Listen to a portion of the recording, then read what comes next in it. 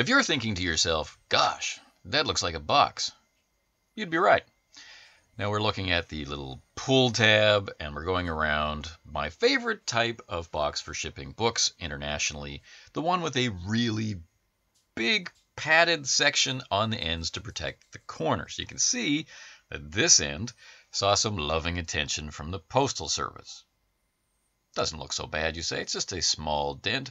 What's more bothering me right now is your inability to put things in focus. Well, focus we have. You can see the side of the box.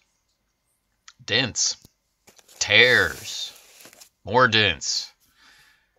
More crushing at the corner. But you say, well, you know, that's what that corner is designed to do. It's supposed to crush to... Oh, well then we see this corner. And we see plastic sticking out where it's been, you know, fluffed by air pressure out of the box. And we see just how big a dent this is. Almost like someone actually dropped it on the corner. Maybe more than once. Who can say? I found this sitting serenely, waiting for me to pick it up. No sign of the delivery agent at all. Anyway, let's flip it over. Let's use this handy pull tab, and let's actually watch in awe as I discover if it will get all the way to the end without... Yeah, that was easy. Oh, well. First time for everything. There is a first time for everything. This is the first time ever unboxing on this channel that the books were the right way around for the big reveal of their spines. This is the Kickstarter fulfillment of Lex Occultum by RiotMinds. Now please take a close look. What we're looking at is a slip case with 4 books inside, and there should be a Game Master screen in here somewhere, and I don't know if that's in the slipcase or if it's tucked in under it. We see bubble wrap. Let's take, you know, just to annoy people who want to see the books, let's take a closer look at the thick cardboard, the impact resistant design of the box, and all those things. If you're involved in, you know, planning a Kickstarter in the future, keep this box design in mind. Now there was just a little bit of bubble wrap inside, and it doesn't go all the way around, and it doesn't reach all 4 corners at the ends. So this is, again, something to consider. Space is a consideration. Your product is a certain size, the box is a certain size, and sooner or later, you know, physics has to get involved. But there you go. When we compare this to the amount of Warhammer bubble wrap, you know, there must be a happy medium somewhere between all of that bubble wrap and this small amount. But let's take a look. The slipcase, very glossy, as you can see. You can see the reflections in it. Understated, kind of evoking the period, at least to me. And I'm pretty happy with it. I'm also happy with the understated RiotMinds logo. But this is the one thing about the slipcase that I'm unhappy with. It has nothing to do with the design of the slipcase. It's everything to do with the fact that in transit or in production or in packing, at some stage of the game, the corner was damaged. So what does that mean for the product inside it? At this point, I don't know. But let's continue our examination of the exterior. All right, so we've got our 2 little cherubs. We have LexOccultum in its... You know, I really quite like how the title is presented there. So rather than prolong your agony and my own, let's turn it around so we can take a look at the spines of the books again, and then withdraw them from the slipcase and take a look inside, which I think that's really what we're all here for, ultimately. So we can see 4 books, 3 in hardcover, 1 in softcover. The softcover book is slightly smaller than the hardcover books, which is normal, and so there's a gap around it. I don't think we're really going to notice, but, you know. Other thing I'm noticing is that the text is well aligned on the spines, which is not always the case. And I'm liking that yellow look in the spine. Excellent. Okay. Let's get a better angle. That's better. That's pretty striking. Hopefully it's functional, and hopefully it represents a good and durable binding and not just a flash of color. We'll see. To the left, you can see the screen. We'll take a look at it in a moment, but as you can see, I've taken the books out of the slipcase. This is the core rules, the Lex Libris. Nice cover. This is the book about which we've heard the most as Kickstarter backers. This is the campaign setting. And then under it, we have Alter Ego, which is the player guide. So I kind of like this. I guess I'm more of a let's keep as much in one set of covers as we possibly can guy. But if you're going to have a separate piece out there, it should be the character creation piece. It gets the most action. And then this in soft cover is another, or it is an adventure. All right. Now, here's where we start getting into some contention. Now, for people who didn't back the campaign, I imagine that you've noticed nothing amiss so far, except this softcover book and all of these hardcover books are a little bit different than what was promised, and they were promised as specific and explicit stretched goals. So, for example, the Great Mystery of Uberstahl there is supposed to be in hardcover, and all of these hardcover books are supposed to have a reading ribbon and an embossed cover. To be completely honest, I don't get much use out of the ribbons, and I didn't really want the embossed cover. So I personally am not upset. However, they were explicitly stated stretch goals. Also, for an adventure, softcover is more practical. So perhaps we're better served by having it in softcover. Some people are going to be upset. Some people are not going to be upset. Was there communication about it is another point. Transparency and accountability in a crowdfunded project is important.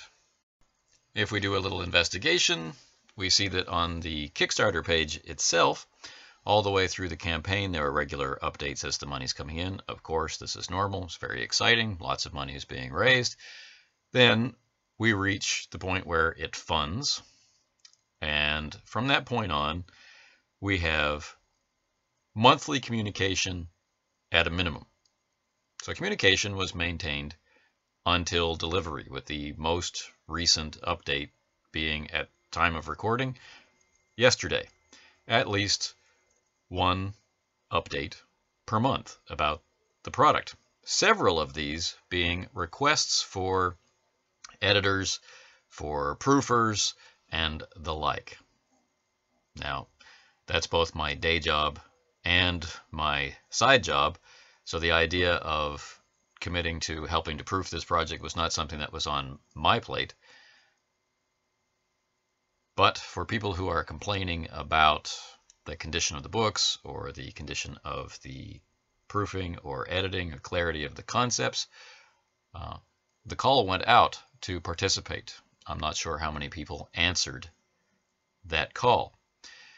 Then we have the issue of lateness. It's 10 months late. It was due for delivery in February of 2018, and it's arriving between December and January of 2018 and 2019. So what does that mean? Is it actually late, or did all of the stretch goals push the production time back? Likely. Is that new production schedule something which should have been announced? Well, yes. I back a lot of Kickstarters, and the most frustrating Kickstarter is the one that goes completely silent. This one was never silent, and they communicated most things. Keep in mind they're communicating in a second language. And they were pretty clear up front that mostly what this project was translation. The major focus of this project is translating from the author's native language into their second language, using, one would assume, professional translators. Well, early reports are people aren't very happy with that translation.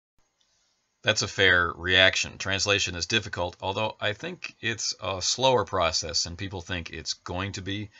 And professionalism in it is very difficult for a person who's hiring a translator to detect. That's why they had to hire a translator.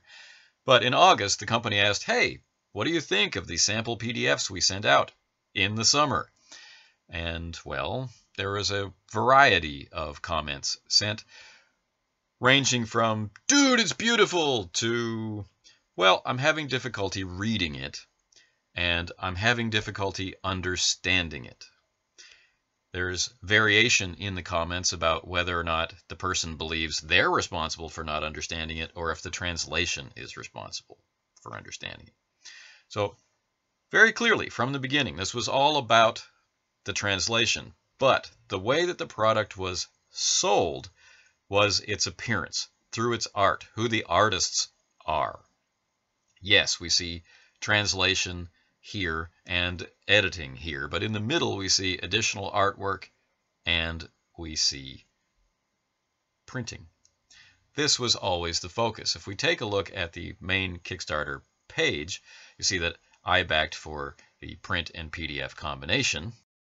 Under a giant and beautiful banner of the setting, we have the imagery, the concepts brought before us of Lex Occultum, the flintlocks, the dark streets. We have this very gorgeous video that begins to tease us, first giving us the tagline that this is a game of occultism in an 18th century setting. We know it's award-winning. We know it's already been written. We know it's hugely successful, but we're looking at this. We're not seeing who the writers are. We're not hearing who the translators are. We are being exposed to game concepts to get us excited about playing. I truly believe people play this game, and I fully expect that they have a great time doing it. That doesn't mean that it's going to be well translated. That doesn't mean that this extremely cool picture is going to help me understand badly translated or confusingly written, even in its original language, information. There's a lot of questions that this video doesn't answer, but it's a very exciting video. Now, I waited a very long time to decide whether or not I wanted to back this. I didn't back their previous project because it didn't appeal to me on enough levels to make the risk seem worthwhile. The initial reports about that other project were positive enough through official channels that I took the risk on this one. Plus, this is an area in which I have a lot of interest, a lot of past explorations. There's a lot of things that I can bring to a game like this and that I would enjoy getting from a game like this. It took me a long time to become a backer of it because none of my specific questions were being answered. But the thing that pushed me over the edge is it seems like the people who are writing it actually play it. And the question they keep asking over and over and over again is, what do you think of it? Are you enjoying the play experience? Have you read it? What do you think about what's inside it? How have you been using it? You know, all the questions that a real gamer asks of another gamer using their product. Now, throughout the crowdproofing stage, RiotMinds asked people to communicate with them directly at a point of contact that they provided repeatedly. I don't know if that happened or not, but I do know that the comments left on relevant updates suggest strongly, some more strongly than others, that there may have been problems. Two specific problems. One, the translation may have been unclear because people weren't understanding the text. And two, it was difficult to read. And I'll come back to that readability issue later. Further, it was clear that some people weren't sure what was included now in the stretch goals and what wasn't. Some parts were encapsulated in the text which is cool. Other parts seem to have disappeared. Other than reactions to missing or not missing stretch goals and communication, there was a reaction to this, the Game Master's screen. And I'll take it out of the protective wrap in a moment, but let's go into the books first. Now, at this point, I'm of two minds about the product. I've had it in PDF for quite a few months, and I've been finding it difficult to read on my digital devices because it's in a 3-column format. So opening it up, oh, good. So here we are at the head of a chapter. So you can see, the quality of the art, the glossiness of the page, and the 3 columns. So in print, this is not only very appealing, it's quite easy to read, at least on this page, this parchment-colored page. In a digital format, it doesn't translate nearly as well. So I want to get in close and try and keep my shadow out of your view and keep everything in focus, just so you get a sense that this is small, regular text, 3 columns on a mildly glossy page. I can picture, and I probably will be, using the physical books to read this game rather than trying to read it on any of my devices. And that's a shame, because that's going to severely impact how long it takes me to get through this book, because generally I read during my commutes. But that's my personal experience. That's not a reason for you to judge it. This is what the game looks like. We have a variety of different art styles, some of it passing itself off as period art, and some of it not passing itself off, some of it being art to fuel your very imagination as if you were there. Now let's take a look at how the book sits on the table. Right? We have pretty large gutters, that blank space in between the text columns, and the book seems pretty comfortable with itself, lying open. I've got it resting on other books because I don't want it to lie flat just yet, because we've come in from the cold. Here we are closer to the middle, and we can see that the text, or the pages are behaving themselves fairly well. I can feel pretty comfortable that the way I handle a book, this should survive quite a few reads and regular use at the table as a reference. The pages, again, we wrestled with focus. There we go. The pages are bound in a dark black edging, so it looks like parchment. And even the very edge of the paper has been stained in black, which is very nice, gives it a very distinct look. And the numbers are in the middle of the page, which I prefer. So there's a lot of things going on for this layout that appeal to me greatly in physical format. Stuff like this, for example. I find pages like this to be infuriating in my PDF when all I want to do is be able to read the text. But it is very nice every once in a while when reading through a book to be surprised by cool art. So here we see the Sub Rosa chapter, which is one of the ostensibly missing stretch goals. It's not missing. It's in the core book. So there are some complaints that are being raised by backers which are legit. You said there'd be a ribbon. There is no ribbon. You said there'd be an embossed cover. There is no embossed cover. These are true things. The question of, does it matter, or does it matter to me? Well, I didn't really want a ribbon, so it doesn't matter. That's a different subject. Was there communication about, I'm sorry, we can't put a ribbon in it? These are the questions to ask. What can be done about it? Well, I don't know. The issue about it being late, I would have to argue against that, as considerably more content was translated for the project than was originally envisioned. And this is a detail that often gets forgotten in Kickstarters, that everything that gets added that is not an improvement of the project itself, like a better cover or a better binding, will add time. It's an additional project. So, going through the other books, just to demonstrate that they have the same quality and consistency, the same design aesthetic, all the way through, we have a very obvious grand vision for how this game line is supposed to look, what kind of dramatic impact it's supposed to make at the table, how it's supposed to feed your visual imagination. Then, separate from that, we have the text. Now, this is an award-winning role-playing game. I'm not sure on what basis it won that award, whether it was playability, legibility, or simply graphic design. We don't know. People have started to report playing the game, and they seem to be enjoying it. Who are these people, and what are their interests? I'd like to know more. It won't really matter to me, though, until I play it myself and can report what worked for me, what was difficult for me, what I might have to change, what I'd like to see imported in other games, and so on and so forth. A detailed report. Now, what we're looking at here is the unveiling of the Game Master screen, the last piece of contention. It's quite firmly sealed, so I'm going to have to step aside here for a second. Okay. Inside this packet, we have color character sheets, and they slide out easily. And then we have the Game Master screen, which is getting itself caught on the adhesive. The Game Master screen is a high gloss, and it is a thin cardboard.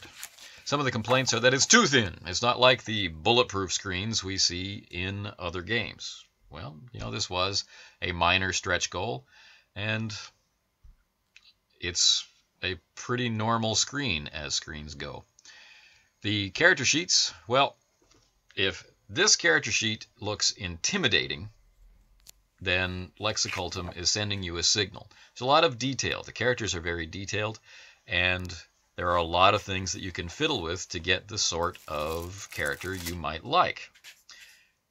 That might be too much fiddling for some. It might be not enough fiddling for others. Again, only reading the game and actual play is going to guide you to any definitive response, rather than simply what the character sheet looks like. Now, in here is something that I had completely forgotten. I don't know what this white package is, so let's open it up and see what it is. I have a feeling there was a stretch goal about a map, but and that's what it is. It's a map. All right. So we have a map of Europe, which says Map of Europe. And it's in, you know, a fairly authentic style. This is the sort of thing that I would like to have available on a different material. I have quite a few canvas and cloth maps, and they really add a lot. This is a little touch of realia that can help people immerse in the experience of their character, which in certain games, particularly mystery games, can be to the Game Master and the player's advantage in terms of mood and atmosphere. But this version of it is quite nice all by itself. Going on to look at the actual screen, it is very glossy on these exterior panels with our cherubs again. The interior is that parchment color, and it's loaded with charts. I don't know enough about the game yet to know if these are the charts that I want, or if they're in a position where I would want them. But all I can say is that it looks fairly complete. It's legible. The gloss isn't, impacting my ability to read it. The font isn't too small. Let's get in as if we were sitting here at the table and I look to my right and this is what I'm going to see. And, I look to my left and I see some other stuff. Not too bad. Easy enough. Only time will tell if this is a good design for this screen. As for the materials of its construction, I see no reason to believe that this would be destroyed in regular use, unless you're quite rough with it. Then, well, that's a personal issue and not a mechanical issue. And this is what the other side looks like. It's a busy street scene, branded with the name of the game in very large print and with RiotMinds on the back. So it's not a purely art piece. It is a little bit of advertisement as well if you were to play the game out in public somewhere. So this is what you get as a Kickstarter backer of the Lex Occultum project by RiotMinds. 4 books where 3 were promised. 3 of them in hardcover where softcover was promised. 1 of them in softcover, the bonus book. in a slipcase, which was a stretch goal, with a Game Master screen, which was a stretch goal, with full color character sheets, which were stretch goals, nicely bound, with more art than was promised, and, well, with a translation of the game into English. It remains to be seen how useful it is, and I will update in the future once I have read the game, learned the game, played the game, and am ready to comment on the game. What I can do is show you some of the interior text and let you make up your own mind. I hope that will be helpful.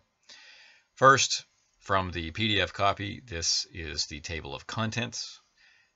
White text on a blue background, not always the most legible, and there are no programmed bookmarks. So you have to go through by remembering what the pages are or by sliding through, which is inconvenient.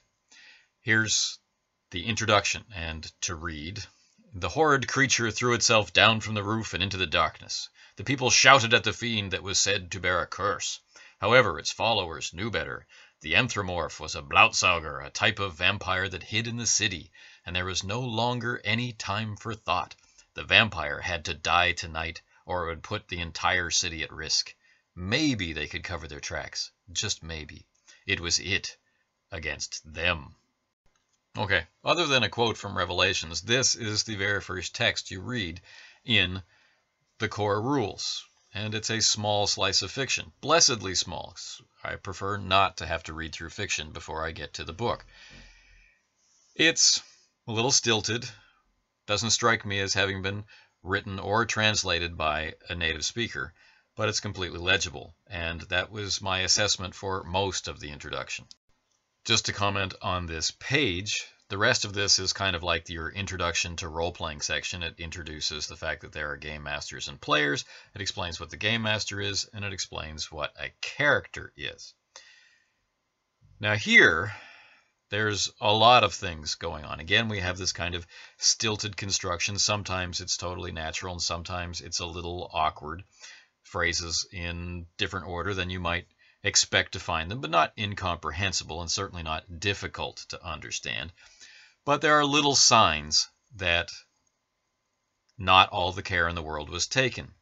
For example, in the description of the Game Master is alternately capitalized, partially capitalized, or not capitalized. It's this sort of thing which sets alarm bells off in my head. Doesn't impact your ability to comprehend, but it does show you where the text was in the designer's mind. I think it's fair to say if there are style variations on the very first page or typos, that proofing wasn't a primary concern.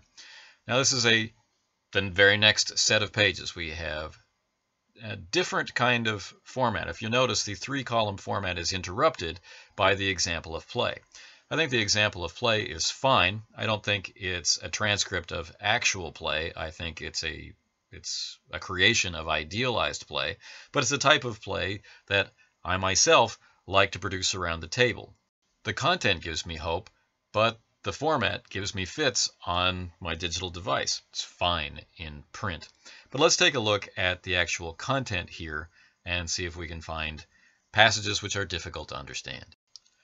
What I'm showing here are pages 8 and 9, which are respectively the second and third pages of text for players to read. So looking at page 9, underneath the example of play, it's transitioning toward a talk about how the mechanics of the game work.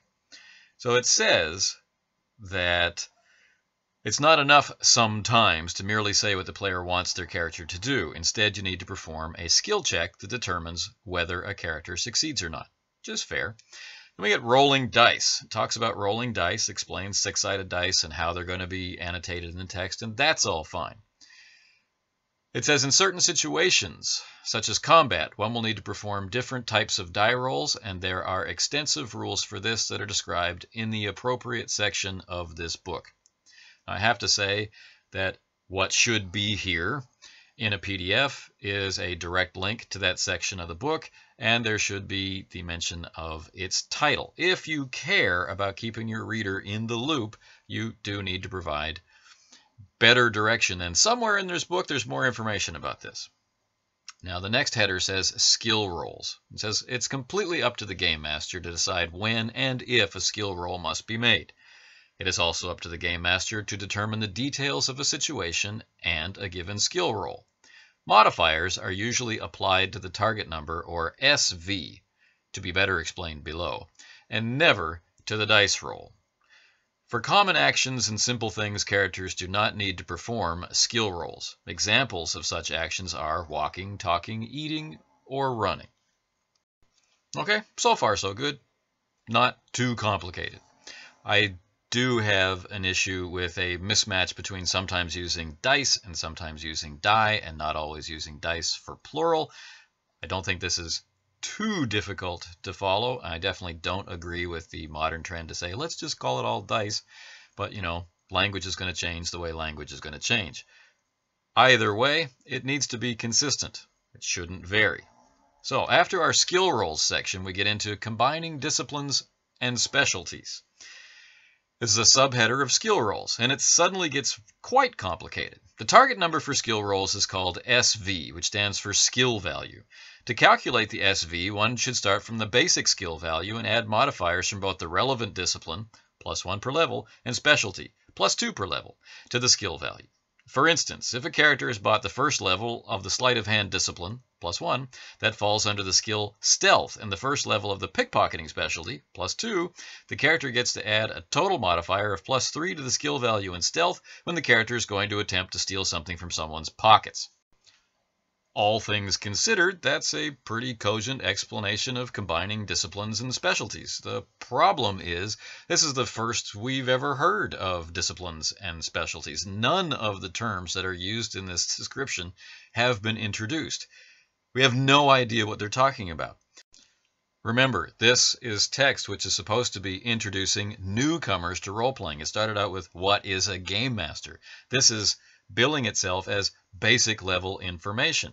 Now, an experienced role player will be able to intuit and interpret what this is talking about because we know what target number means, and we understand the idea that our characters are going to have skills, and we have a grounding in the lingo, let's say, of role-playing games. But if I'm actually a newcomer and you hand this to me, this is gibberish.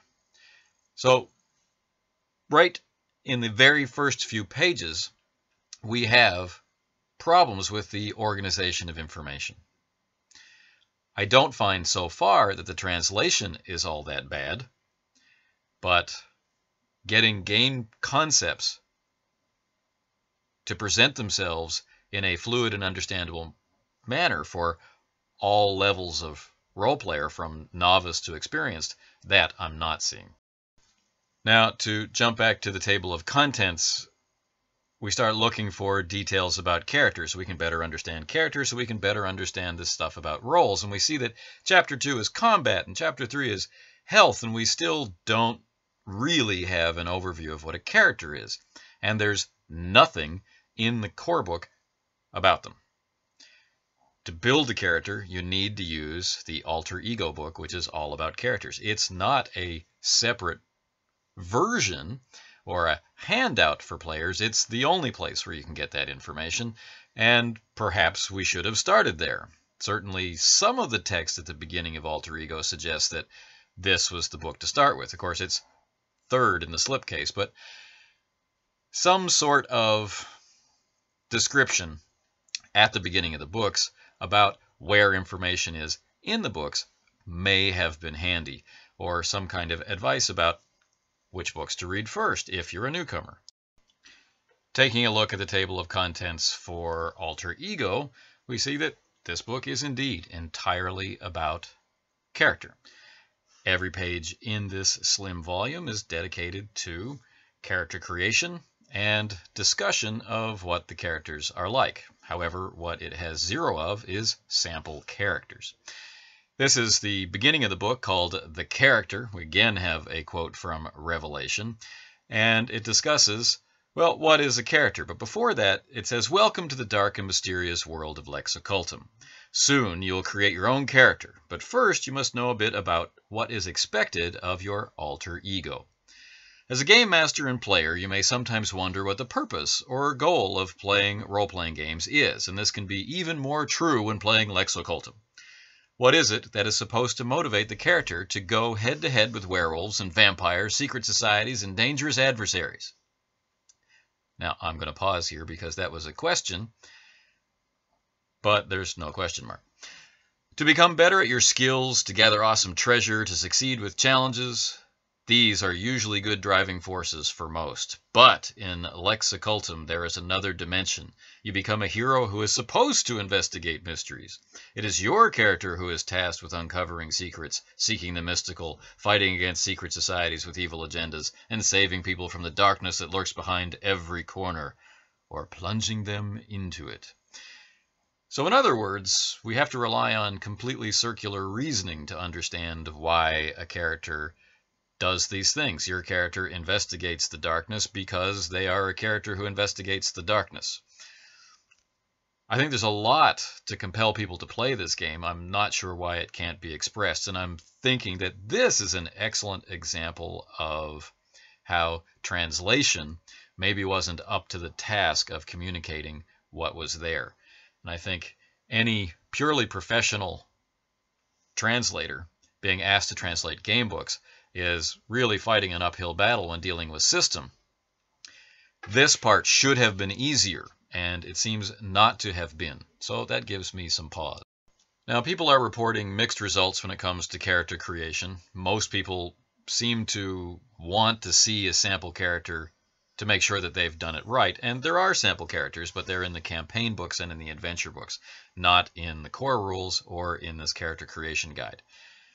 So that's another stop before you've finished character creation, I guess. I didn't find character creation to be all that difficult personally, but everybody has their different level of experience with things or different outlook on games.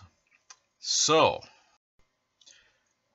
for a novice role player, or I guess even working your way up toward relatively experienced, so an intermediate level, whatever that might be in role playing, there are going to be some challenges here. The translation, I'm not sure, is the biggest challenge. Organization, I believe, is the biggest challenge. And that is further confounded by the fact that whoever the translator was may not have been all that familiar with the idea of role-playing games in general, or this one in particular, and the material that they were given, they may have been expected to translate as it was, and it may already have been suffering from poor organization. I'm not sure. Ultimately, the actual difficulty of the game itself doesn't seem to be too bad, but again, I can't make a final pronouncement on that until I actually play it.